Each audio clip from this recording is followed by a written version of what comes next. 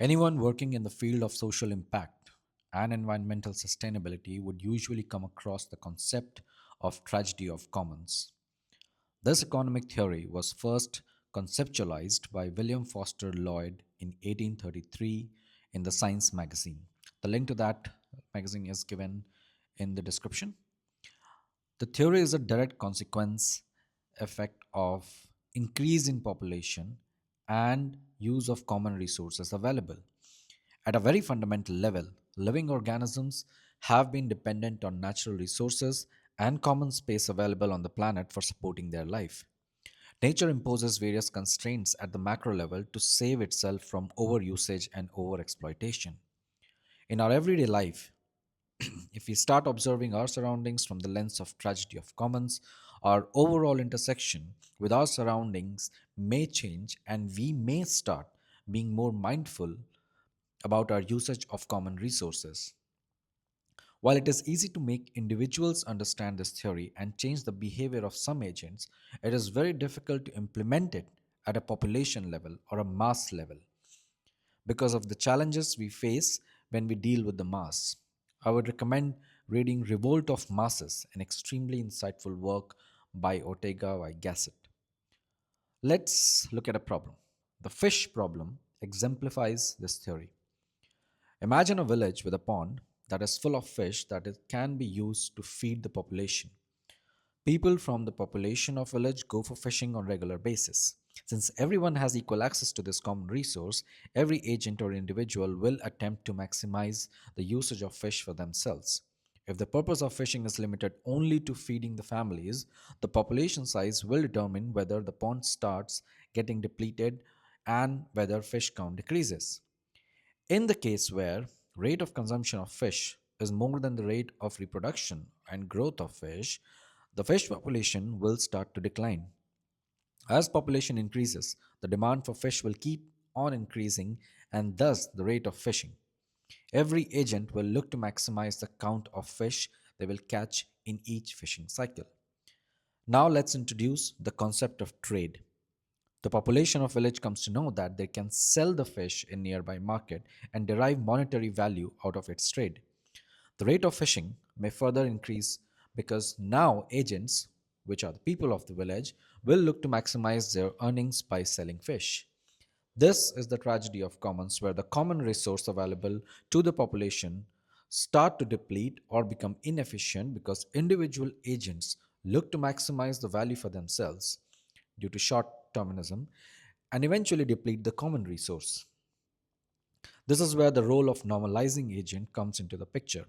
If there's a body constituted in the village that governs the rule of usage of pond and rate of fishing, it may help the ponds sustainably provide food for village for a really long time and maybe decades.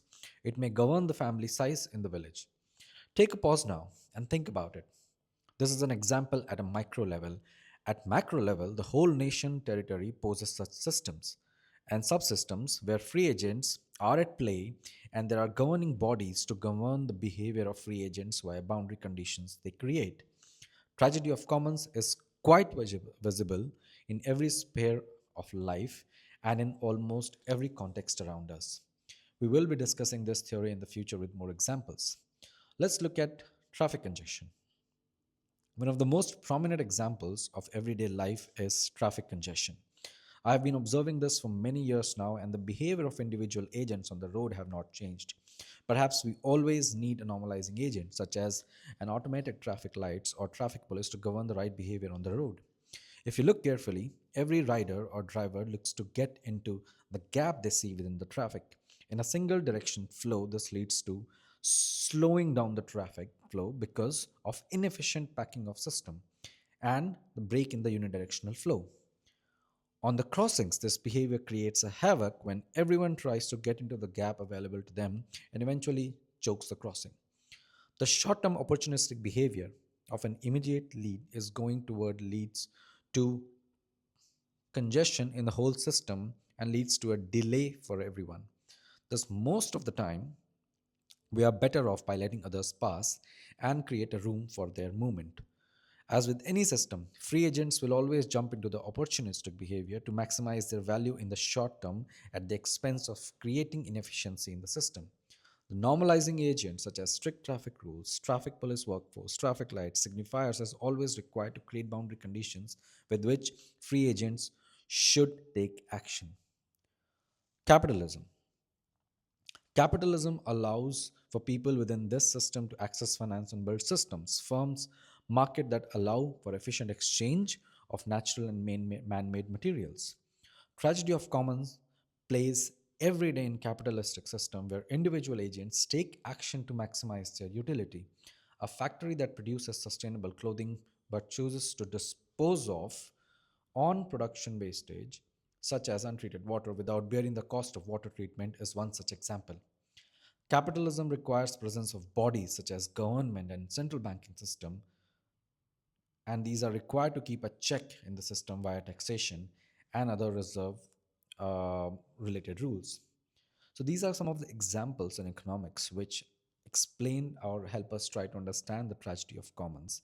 And we have to understand that in every system, if there is a free market mechanism, there may be an opportunistic behavior. And that's why sometimes, and that's why cultures have adapted to this concept of having central bodies for governing the nature of the mass.